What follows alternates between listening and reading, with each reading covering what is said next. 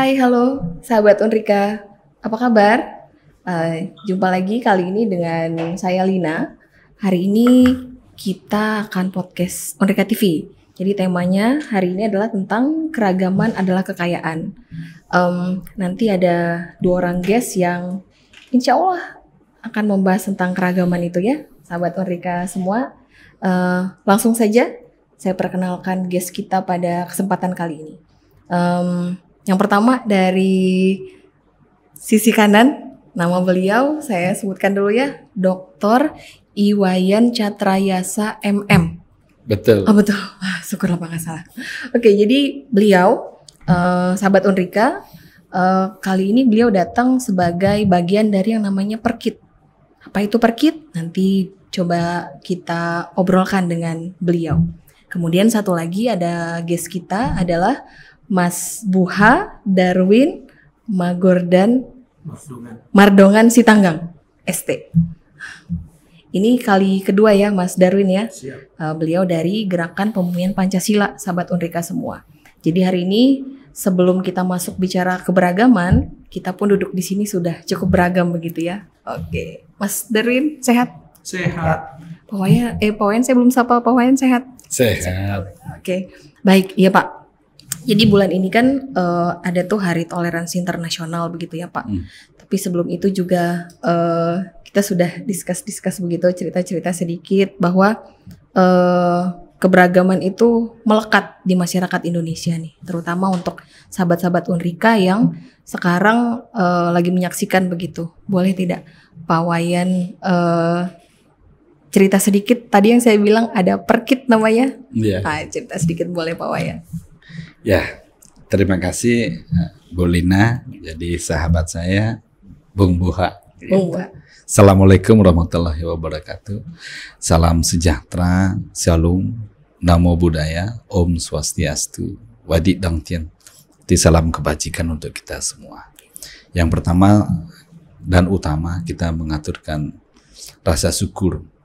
Angayu bahagia, kita kalau orang Bali mengatakan angayu bahagia, syukur alhamdulillah gitu. Bersyukur. Kita bersyukur pada hari ini kita bisa bertatap muka di Unrika, jadi di studio Unrika ini. Unrika TV Pak. Ya, Unrika TV. Tapi kita sudah ini prokes ya Pak Wayan ya prokes. sama Mas Buha ya. Ini pertama kali ini saya sampai di sini, mudah-mudahan nih bukan untuk terakhirnya, tapi terus meneruskan sepita. Baik, Saya dicatat. siap. Okay. Nah, sebelum saya bicara tentang Perkit, saya sebenarnya juga pembina GPP, Gerakan Pemulihan Pancasila di Provinsi Kepulauan Riau. Teman-teman mempercayakan juga salah satunya saya, ya sama-sama lah, bukan membina, tetapi kita bersama-sama.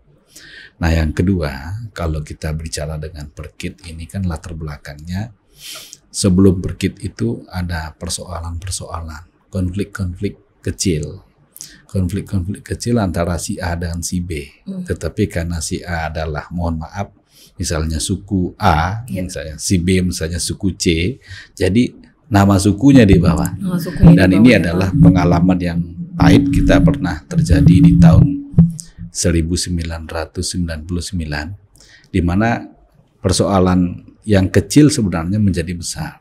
Waktu itu saudara-saudara kita, mohon maaf, dari Flores dan dari Batak itu ya berkonflik ria. Di Batam karena sini kita ya, Pak? di Batam sini, saya sudah di sini waktu itu. Jadi dengan mengambil hikmah, akhirnya pada akhir kesimpulan itu kita berdamai. Tapi korban yang sudah ada itu kan tidak bisa dikembalikan. Bahkan korban jiwa yang ada pada waktu itu tidak bisa dikembalikan. Nah, mulai saat itu teman-teman dari Indonesia Timur tahun 2000, tepatnya 18 Februari ya, tahun 2000 itu mendirikan yang namanya Perkumpulan Kekeluargaan Indonesia Timur. Tadi pertamanya tadi Persatuan Indonesia Timur, di mana itu terdiri dari provinsi-provinsi yang berlokasi di wilayah Indonesia Timur, tetapi tinggal di Batam. Tinggal di Batam ya Pak. Jadi 10 provinsi. 10 provinsi waktu itu belum ada 10, mungkin sekitar kurang lebih 8 atau 9 ya. Jadi tapi tahun 2000 saya orang Bali mau ke barat atau mau ke timur kan gitu kan. Tapi nanti menarik itu ditanya. Jadi tanya ini menarik barat atau timur, karena memang kalau dari segi ras kan kita memang orang Jawa, orang Jawa yang sana. Tapi kalau dari segi lagu, ada lagunya begini. Sulawesi, Kalimantan dan Sumatera, Jawa, Sunda kecil, Maluku dan Irian Jaya, gitu kan? Waktu itu lagunya kayak gitu. Berarti kan Sunda kecil. Iya, Sunda kecil. Bali, betul. NTB, NTT nggak disebut. Berarti kami adalah Sunda kecil. Nah, akhirnya dari lagu itu kita menggabungkan diri lah, untuk kebaikan. Kebaikan ya. Maka muncullah itu dari tahun 2000. Ketuanya itu adalah Pak Irawan Sangaji. Itu dari Ambon. Kemudian tahun 2004 itu berganti ketuanya Pak Ahmad Dahlan. Itu dari Sulawesi Selatan. Mantan wali kota ya? Bukan. Mantan. Jadi pengacara beliau. Pengacara. Jadi Pak Ahmad Dahlan SH. Namanya saja. Kalau Pak Ahmad Dahlan yang wali kota kan Dr. Anus Ahmad Dahlan. Sekarang beliau dokter. Jadi itu yang jadi dari Ambon ke Sulawesi Selatan. Dari Sulawesi Selatan yang ketiga itu dari ke NTT, Abdul Karim namanya. Pak Abdul Karim, yaitu anggota dewan dari PDIP waktu itu. Kemudian yang keempat kembali ke Sulawesi Selatan. Nah, Ibu Dr. Gigi Fadilah Malarangin. Nah, itu. Bung Fatimah. Bung Fatimah, Direktur Bung Fatimah. Iya, nah, sekarang yang keberapa nih, Pak? Yang kelima, hasil Mubas yang kelima ini adalah kembali ke NTT lagi. Sahabat kita Bung Angelinus. Jadi hasil dari Mubas yang kelima tanggal 23 September tahun 2020. Udah lama. Pak Wayan, kalau saya nggak salah info, Bapak juga duduk di sekretaris umum ya? Iya. Untuk Perkit. Untuk pertama kalinya tahun 2014 saya sudah dipilih jadi sekretaris umum. Iya. Ini untuk 2 kali periode. Periode saya kedua. Sebenarnya mau mundur, tapi nggak boleh mundur. Udah lanjut. Jadi ini 2014 nanti sampai tahun 2024, berarti 10 tahun. Oke, baik. Jadi sekretaris umum katanya gitu kan. Jadi untuk sudah teman-teman. Banyak asam garam ini Pak ya. Bisa cerita keberagaman nanti itu. Jadi keberagaman kita emang ya, kita di sini kan suku gitu kan. Memang banyak gesekan-gesekan. Iya.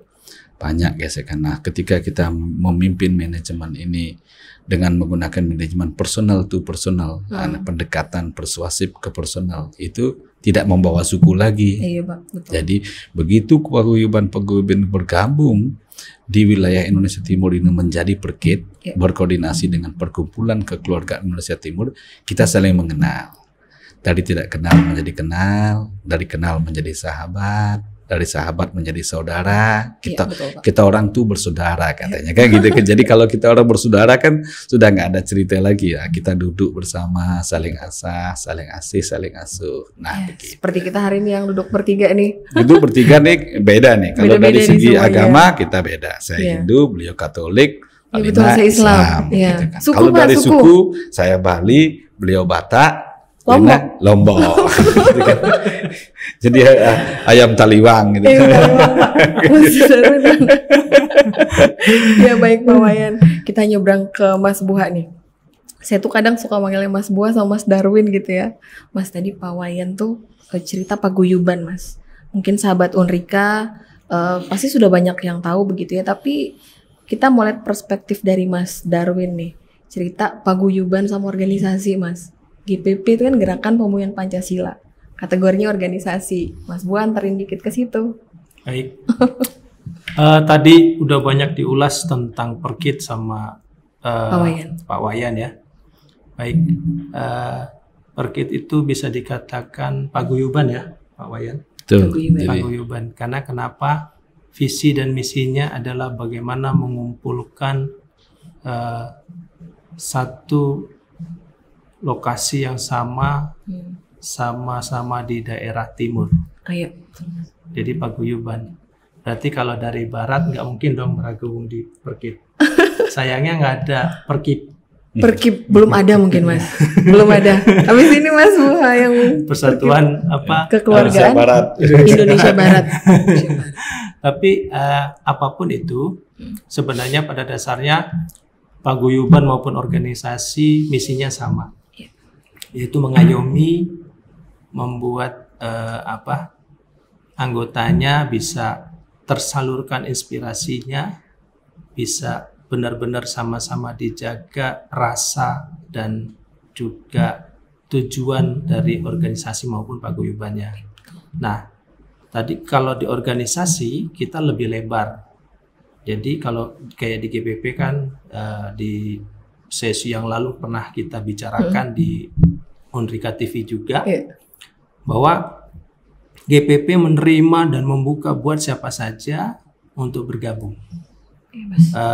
Pak Wayan terbukti sebagai pembina, bergabung sebagai pembina kami di GPP Kepri. Kenapa seperti itu? Ya karena kami tidak membatasi ini harus suku A, suku B, suku C. Yang penting warga Indonesia. Satu itu, yang kedua dia cinta Indonesia. Yang ketiga dia cinta Pancasila. Hanya itu saja, penting hanya itu. Jadi bisa bergabung di organisasi. Jadi sebenarnya intinya sama, hanya saja ada beberapa di ADRT-nya berbeda. ADRT kami untuk menggabungkan segala misi, segala visi menjadi satu dalam visi misi Gerakan Pembumian Pancasila. Sedangkan di Perkit sebagai paguyuban, mereka bermisi untuk Indonesia Timur. Jadi untuk semua masyarakat yang berada di timur bisa bergabung di lembaga yang disebut paguyuban Perkit ini. Iya Mas ya. Seperti itu. Menarik kalau bicara pengalaman nih. Saya mau tanyain deh apa sudut pandangnya atau pengalaman pribadinya terkait dengan intoleransi, Mas. Intoleransi, biasanya kita bicara toleransi begitu ya. Nanti juga akan bicara toleransi, tapi pengalaman nyata nih Mas Buha yang dalam kondisi intoleransi, Mas. Intoleransi, nah baik. Saya sih tidak pernah merasa bahwa saya menjadi korban intoleransi ya. Saya anggap seperti itu dulu. Saya tidak pernah merasa seperti itu. Banyak orang bicara sampai hari ini masih ngomong tentang besar kecil. Masih banyak berbicara tentang suku tadi kata Pak Wayan ya. Agama yang besar, agama yang kecil, suku yang besar, suku yang kecil. Masih banyak bicara seperti itu. Kalau buat saya intoleransi saya mengalami, saya belum pernah mengalami. Syukur sampai hari ini walaupun saya sebagai orang yang notabene kalau di nama saya jelas tuh Batak ya. Namanya saja sudah jelas Buha, Darwin, Mardongan, Setanggang. Udah Batak banget udah, nggak ada ininya. Saya hidup dari sekolah saya di Jogja sampai kuliah, sampai merasakan iklim kerja, saya selalu akrab dengan saudara-saudara dari Jawa. Tidak tahu kenapa, mungkin inilah kelebihan kalau kita mau belajar budaya. Maka kalau intoleransi tadi berdampak atau tidak di saya sih tidak pernah merasakan. Karena bagi saya kalau di mana saya menginjakkan kaki, di situ langit saya junjung. Ya, kalau saya berada di Jawa, ya saya harus belajar bagaimana bertindak, berbudaya seperti orang Jawa. Ketika saya lagi berkedudukan seperti di Tanah Melayu, di Kepri ini atau di Batam ini, ya bagaimana kita juga menyikapi belajar budaya Melayu. Walaupun kita, dengan arti begini, kita tidak boleh meninggalkan budaya asli kita. Ini saya belajar banyak dari pembina kita. Beliau begitu luas untuk membawa hal-hal seperti itu. Budaya Bali kental, tetap ada melekat pada beliau. Tapi beliau tidak begitu harus menunjukkan bahwa di mana tempat saya harus jadi orang Bali. Tidak. Menjadi orang Bali kan bukan berarti harus kita tunjukkan segala aspeknya orang Bali. Prinsip-prinsip hidupnya yang kita pegang. Seperti itu. Jadi makanya tadi kalau tanyaan Bu Lina bahwa apakah saya menerima dampak intoleransi dari sudut apapun, saya sampai pada detik ini saya belum menerima itu.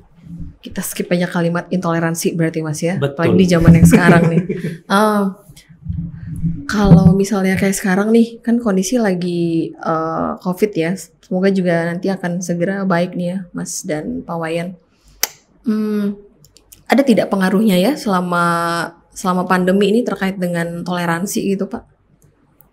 Ada nggak Bapak Kalau melihatnya? kita bicara menghubungkan variabel COVID dengan intoleransi, itu kayaknya nggak signifikan. Nggak signifikan Nggak ya Pak? signifikan. Artinya justru dengan COVID ini orang introspeksi diri. Pertama pembatasan kegiatan, kemudian pembatasan pembicaraan satu sama lain, berarti mengarah kepada introspeksi, mulai berpikir ke arah yang baik dan benar, kemudian berkata ke arah yang baik dan benar, dan yang ketiga berbuat yang baik dan benar. Kenapa saya katakan begitu? Sesuatu yang diciptakan oleh Tuhan bisa jadi binatang buas, bisa jadi juga binatang jinah. Ini adalah sebuah peradaban. Kalau saya melihat COVID ini dari perspektif yang positif, kita dipaksa untuk Zoom meeting. Nah, kalau kita nggak dipaksa, diturunkan oleh Tuhan, kita kan juga harus paham bahwa virus corona ini ciptaan Tuhan juga. Ya, dan segala sesuatu ciptaan Tuhan itu pasti ada gunanya. Nah, kalau kita melihat dari konsep keilmuan, berarti akan ada gunanya. Berarti kita positive thinking. Tapi kalau kita misalnya mengatakan bahwa, ini COVID, misalnya, kita menyalahkan orang lain. What for? We don't have anything. Kan begitu jadinya. Nah, maka pengaruhnya terhadap intoleransi anda COVID gitu tuh sebenarnya perlu diteliti lebih ulang gitu kan ya, lebih dikaji karena terlalu jauh dia. Tetapi kalau toh pun ada orang yang mengatakan karena COVID ini muncul intoleransi umpamanya, itu adalah personal opinion. Artinya pendapat asumsi pribadi. Misalnya akibat COVID ini misalnya ada perilaku-perilaku yang menyimpang. Nah itu orang yang bersangkutan itu bukan secara komunal kan begitu. Nah artinya lebih kayak personal statement aja statement gitu. Misalnya katakanlah belakangan ini misalnya saya udah 36 kali dari rapid test, swab test antigen, kemudian PCR gitu. Saya mengalami harga yang berbeda-beda. Nah, terus ada juga kalau PCR 2 hari, kalau 1 hari, buktinya sekarang PCR bisa 30 menit kok, kayak gitu. Tetapi apakah PCR waktu setahun yang lalu itu berbeda dengan PCR yang sekarang? Saya pikir sama. Tapi pada waktu itu kenapa 2 hari? Sekarang kenapa 30 menit misalnya? Kalau itu kita bahas, kan gitu kan? Ini ada faktor X ya, faktor X yang nggak perlu kita utarakan gitu kan. Terus harga juga, dari harga yang pertama bisa pernah 1 juta lebih gitu, tapi sekarang harganya berapa? Itu cuma nggak sampai 300 saja, 300 saja. Terus sebenarnya kalau menurut hukum ekonomi inflasi kan naik harga, tapi ini kan turun harga, kan gitu kan? Ini kan nggak kena.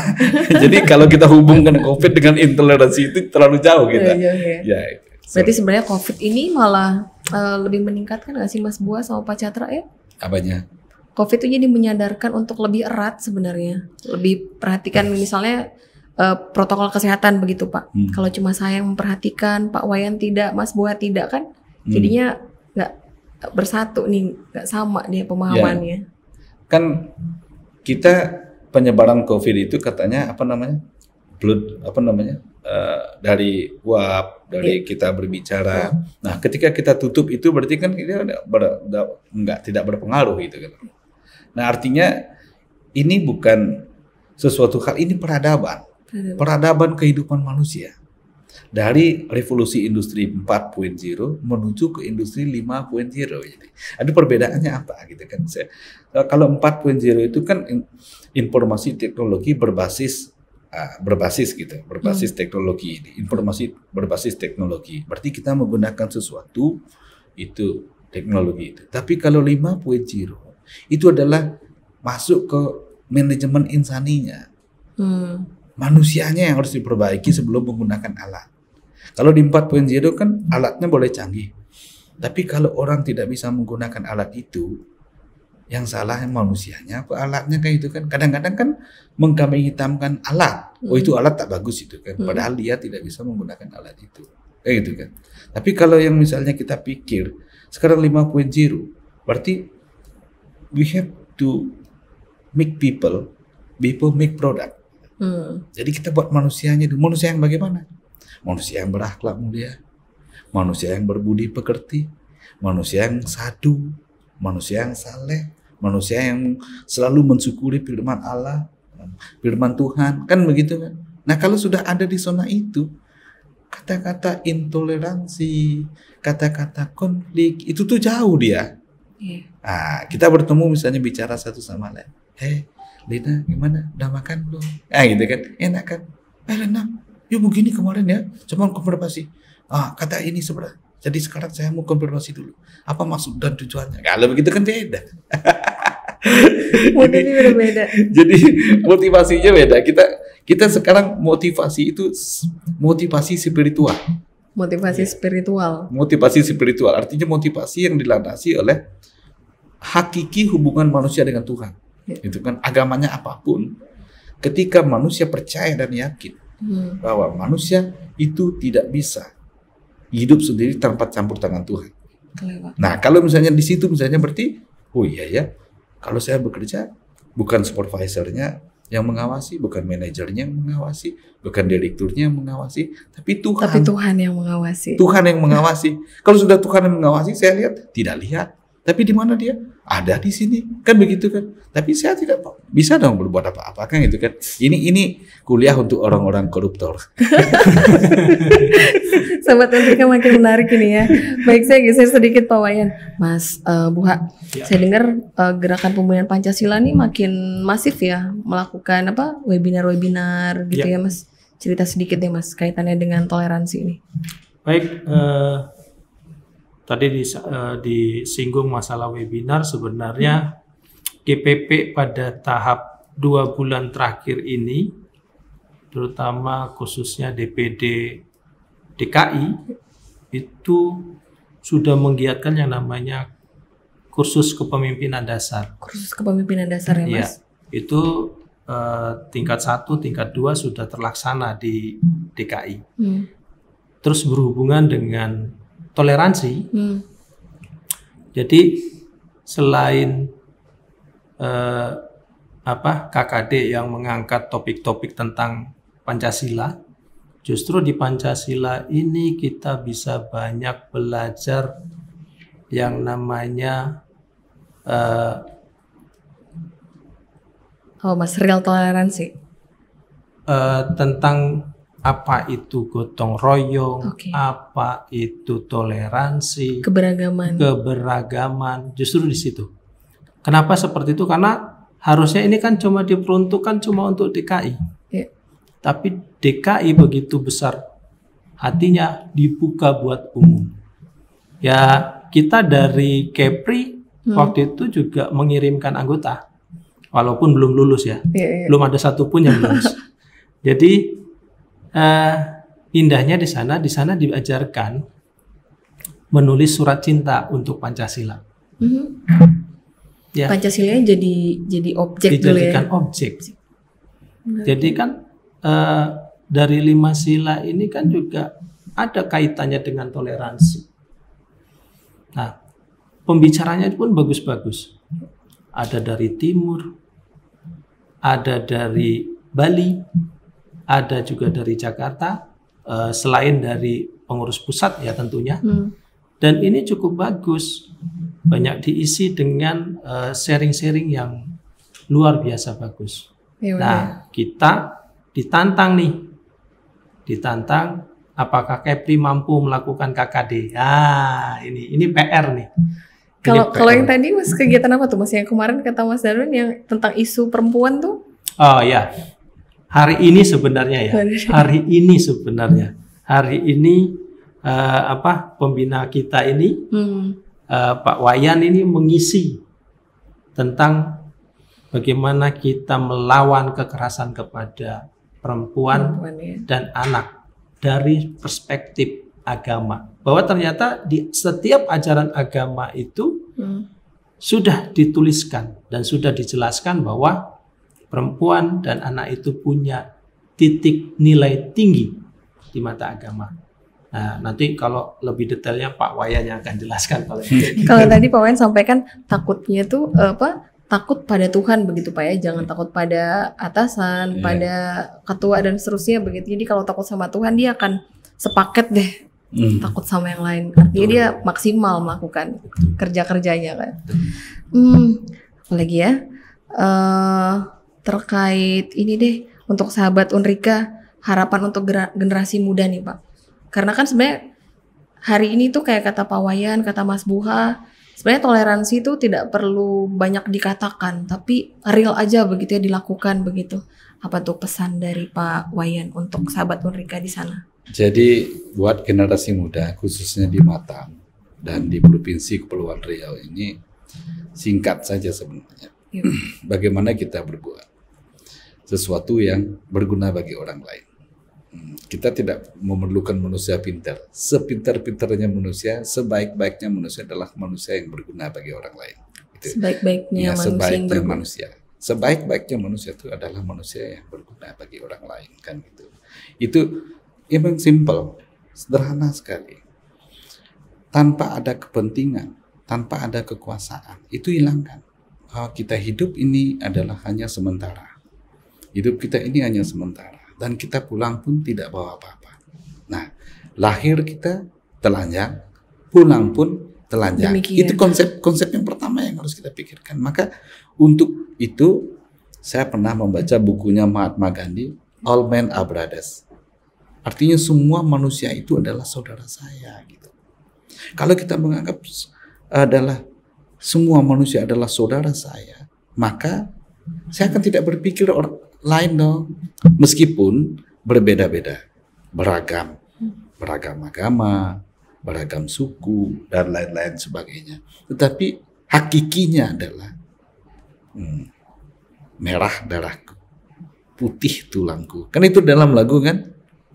Lina berbeda sama saya, Bung Burhan juga berbeda sama saya. Tetapi begitu kita torehkan pisau di tangan kita, keluar darah. Warnanya darahnya apa? Sama ya Pak, merah. Ya? Bukan biru ya. Bukan biru. Itu dasar. Nah, hilangkan permainan ketertarikan tentang duniawi. Cukup kita pangan, sandang, papan sudah cukup. Jadi kita makan itu untuk bertahan hidup. Bukan kita makan berlebih-lebihan kayak gitu kan. Dan mudah dijelaskan dalam kitab suci. Jadi makanlah, jangan berhentilah makan sebelum kenyang. Sebelum kenyang. Nah, itu kan. Tapi kalau sudah kenyang itu berarti perutnya gede-gede semua kayak gitu kan. Begah gitu ya Pak ya. Begah kayak gitu kan. Menarik Pak Wayan. Mas Buha, untuk generasi muda nih Mas. Jadi belum saya pesan ke generasi mudanya. Artinya generasi mudanya adalah kita itu pertama, kita kalau suruh mencintai gitu ya. Kita suruh mencintai semua. Kalau pacaran kita nggak pernah mengatakan cinta, tetapi kita ajak kemana-mana. Nah, orang mengatakan dia pacaran, kan gitu kan. Jadi artinya apa? Kita ini sekarang anak-anak muda ini, ayo kita bergerak. Apapun yang dilakukan untuk kebaikan orang lain, untuk kebaikan keluarga, untuk kebaikan masyarakat, untuk kebaikan bangsa dan negara ini, itulah anak muda yang milenial. Yang milenial ya Pak. Iya. Gen Z. Sebaik-baiknya manusia adalah orang yang berguna bagi orang lain. Sepinter-pinternya manusia, tapi orang yang berguna juga dari orang lain kan gitu. Kalau sepinter-pinter dia kepinter sendiri minterin orang, nah itu kan masalah juga. Untuk apa kita jadi pinter kayak gitu? Sekarang tuh ekstra ya Pak memintarkan mahasiswa karena proses pembelajaran kita masih daring, blended begitu ya. Tapi jangan lupa di kampus itu adalah Merdeka Belajar, kampus merdeka. Tidak mesti kampus itu jadi Menara Gading. Ya. Jadi kampus itu kita belajar dari mana-mana. Nanti ada namanya Kedai Reka, Kedaulatan Indonesia dalam Reka Cipta. Ah, itu. Ini related sama yang disampaikan Pak Kepala Dikti waktu itu. Ya saya kan dosen di Uni Bagan. Iya betul Pak Bagan. Mas Buha, yuk. Baik, Untuk anak muda sekarang, saya lebih cenderung untuk belajar mengenal toleransi, meningkatkan toleransi. Maka yang pertama adalah belajar, mendengar, laksanakan atau kerjakan aksi nyata. Kenapa belajar? Tambah selalu pengetahuan Anda, jangan berhenti untuk belajar, untuk mengenal banyak hal-hal yang berbeda daripada kita. Mendengar, jangan tutup telinga Anda hanya dengan kepentingan Anda sendiri, dengan maksud Anda sendiri, tapi harus mau mendengarkan apa kata orang lain. Dan laksanakan. Banyak sekali tindakan-tindakan sosial yang dilakukan untuk toleransi, dari melakukan kegiatan di lapangan, melakukan kampanye tentang toleransi. Maka seperti itu. Mari belajar, mari mendengarkan, dan jalankan. Itu saja. Belajar, mendengarkan, menjalankan. Berguna juga deh Mas ya? Ya. Oke, itu berguna. Duh, ini menarik sekali hari ini ya. Tapi kita harus mengakhiri sampai di sini nih. Semua kesempatan lain, saya sudah di notice sama Pak Wayan harus datang nih.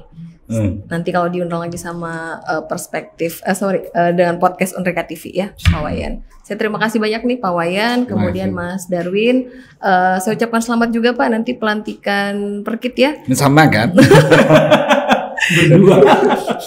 Kemudian Mas Buha, kita tunggu gebrakan-gebrakan dari pembumian Pancasila ini Mas, mensasar kalangan-kalangan muda milenial begitu. Tentunya dari petua, dari pembina.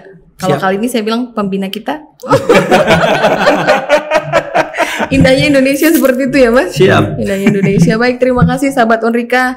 Demikian luar biasa guest kita pada kesempatan kali ini, Dr. Iwayan Catrayasa, kemudian Mas Buha Darwin. Kita ketemu lagi di podcast selanjutnya, dan jangan lupa tetap stay di podcast Unrika TV. Like, subscribe, dan komen. Terima kasih sahabat Unrika. Salam unggul kreatif mandiri. Assalamualaikum warahmatullahi wabarakatuh. Dadah.